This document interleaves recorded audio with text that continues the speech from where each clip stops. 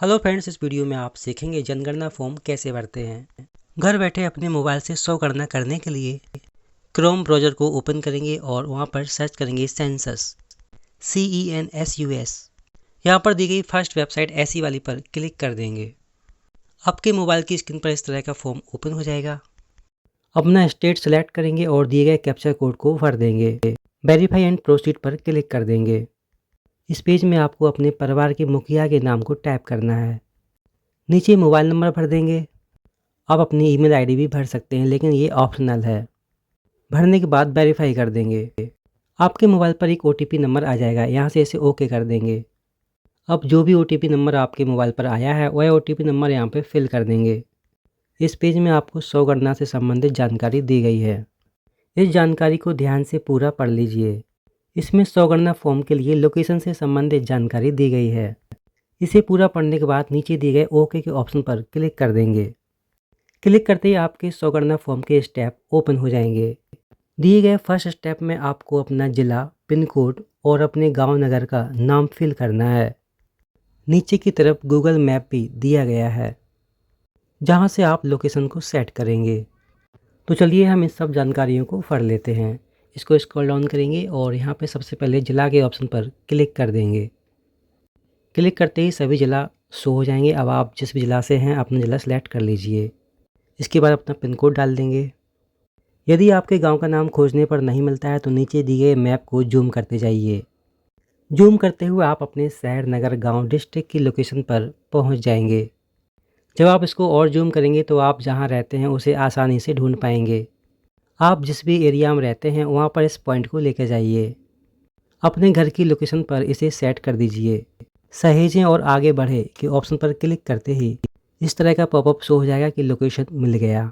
यदि आपके घर की लोकेशन बिल्कुल सही है तो दिए गए हाँ के ऑप्शन पर क्लिक कर देंगे। इसके बाद स्टेप 2 ओपन हो जाएगा। इस स्टेप में आपसे कुछ प्रश्न पूछे जाएंगे। जैसा कि पहला प्रश्न पूछा जा रहा है, जनगणना मकान के फर्श में प्रयुक्त प्रमुख सामग्री। जनगणना मकान के दीवार में प्रयुक्त प्रमुख सामग्री। जनगणना मकान के छत में प्रयुक्त प्रमुख सामग्री। हम इन सभी प्रश्नों का एक एक करके जवाब दे देंगे।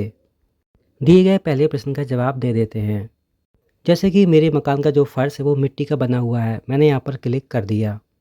आपके मकान की दीवारें किस चीज़ से बनी हुई हैं? जैसे कि मेरे मकान की दीवारें ईंट से बनी हुई हैं, इसलिए मैंने यहाँ पर पक्की ईंट के ऑप्शन को क्लिक कर दिया। आपके मकान की छत किस चीज़ से बनी हुई है? घास, फूस, बांस, लकड़ी। जो भी ऑप्शन सही हो उस पर क्लिक कर देंगे। मैंने कंक्रीट पर क्लिक कर दिया। अगला प्रश्न, जनगणना मकान की स्थिति। आपका घर कैसा है? अच्छा है, रहने योग्य है या जीर्ण शीर्ण है? सभी प्रश्नों के जवाब देने के बाद नीचे दिए गए सहेजें और आगे बढ़ें इस ऑप्शन पर क्लिक कर देंगे। सभी प्रश्नों के सही जवाब देने के बाद सहेजें और आगे बढ़े के ऑप्शन पर क्लिक कर दीजिए। यदि आपने सभी प्रश्नों के सही जवाब दे दिए हैं तो दिए गए हाँ के ऑप्शन पर क्लिक कर देंगे। अब हम अगले स्टेप में पहुंच जाएंगे। यहाँ पे परिवार के मुखिया का नाम, परिवार के मुखिया का लिंग, दिए गए इन सभी छोटे छोटे प्रश्नों के जवाब देना है। तो चलिए सबसे पहले हम परिवार के मुखिया का नाम यहाँ पर टाइप कर लेते हैं। क्योंकि मैंने हिंदी भाषा चुनी थी इसलिए मैं हिंदी में नाम टाइप कर रहा हूँ। इस तरह से आपके परिवार के मुखिया का जो भी नाम हो वह यहाँ पर टाइप कर देंगे। अपने परिवार के मुखिया का सही नाम भरने के बाद नीचे दिए गए ऑप्शन हो गया पर क्लिक कर देंगे। क्लिक करने के बाद आपसे कुछ अन्य प्रश्न पूछे जाएंगे। यदि आप अनुसूचित जाति या अनुसूचित जनजाति या अन्य से आते हैं तो वह सिलेक्ट कर लेंगे। यदि आपको नहीं पता कि आप किस कैटेगरी में आते हैं तो दिए गए अनुसूचित जाति, अनुसूचित जनजाति की सूची देखने के लिए क्लिक कर सकते हैं। इसे भरने के बाद अगला प्रश्न, इस मकान के स्वामित्व की स्थिति। आप जिस भी मकान में रहते हैं वह आपका अपना है या किराए का है, या आपका मकान कहीं और स्थित है, या अपना कोई मकान है ही नहीं। आपके मकान में कितने कमरे हैं? इन सभी प्रश्नों का जवाब दे देंगे। इस परिवार में रहने वाले विवाहित दंपतियों की कुल संख्या।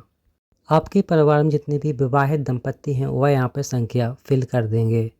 सभी प्रश्नों के सही जवाब देने के बाद नीचे दिए गए ऑप्शन सहेजें और आगे बढ़ें पर क्लिक कर देंगे। यदि आप सुनिश्चित हैं तो दिए गए हाँ के ऑप्शन पर क्लिक कर देंगे। पुष्टि करने के बाद हम अगले प्रश्नों के जवाब देंगे। परिवार के लिए सुविधा की उपलब्धता।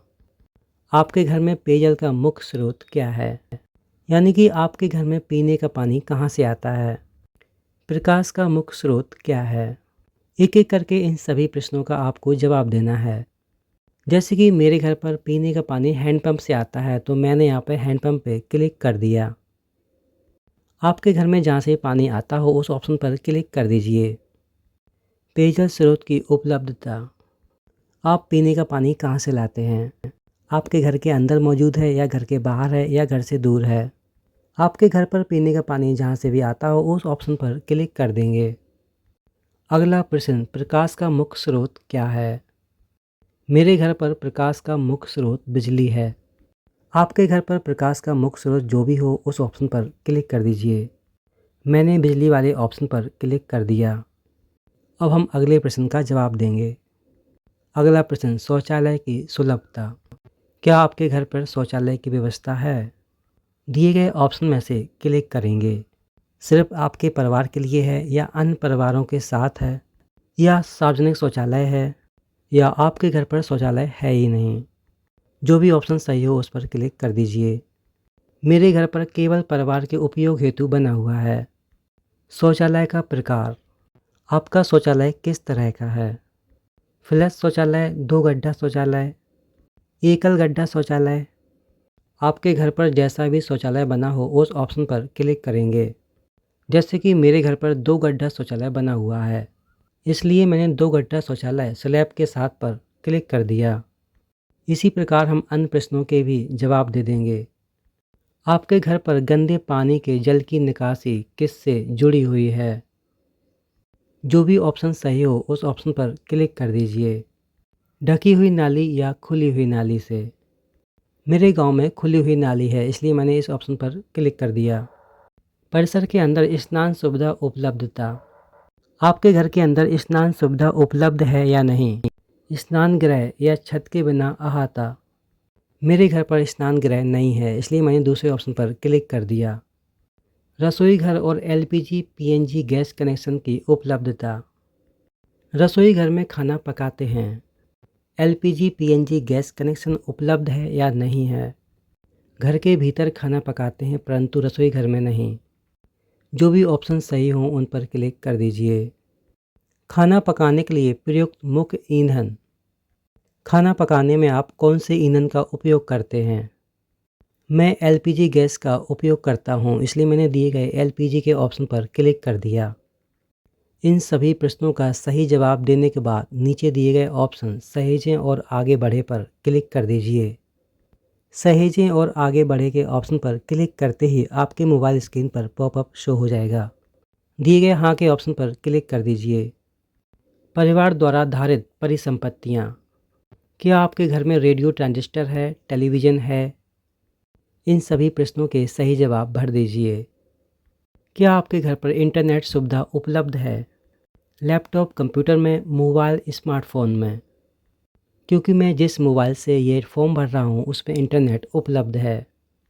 क्या आपके पास लैपटॉप, कंप्यूटर है? टेलीफोन और मोबाइल फ़ोन, स्मार्टफोन? हाँ या केवल मोबाइल? अगला प्रश्न, साइकिल और scooter, motorcycle, moped, car, jeep, van. परिवार द्वारा उपभोग किए जाने वाले मुख्य अनाज। आपके घर पर जो भी चीज़ें मौजूद हों उन पर क्लिक कर दीजिए। जैसे कि मेरे पास मोटरसाइकिल है, मेरे पास कार, जीप, वैन नहीं है। मेरे परिवार में उपभोग करने वाला मुख्य अनाज गेहूँ है। आप जो भी मुख्य रूप से खाते हों उस ऑप्शन पर क्लिक कर दीजिए। नीचे दिए गए ऑप्शन सहेजें और आगे बढ़े पर क्लिक कर दीजिए। इसके बाद दिए गए हाँ के ऑप्शन पर क्लिक कर दीजिए। आपने प्रश्नों के जो भी जवाब दिए हैं वह सभी यहाँ पर शो हो जाएंगे। इन्हें एक बार चेक कर लीजिए। यदि ये सही हैं तो नीचे दिए गए पुष्टि करें और सबमिट करें के ऑप्शन पर क्लिक कर देंगे। अंतिम रूप से सबमिट करने के बाद आप फिर से इसमें कोई भी चेंजेस नहीं कर पाएंगे। यदि आप तैयार हैं तो हाँ के ऑप्शन पर क्लिक कर दीजिए। तुरंत आपके स्क्रीन पर एक आईडी नंबर शो हो जाएगा। आईडी नंबर आपके मोबाइल पर एसएमएस द्वारा भी भेज दिया जाएगा।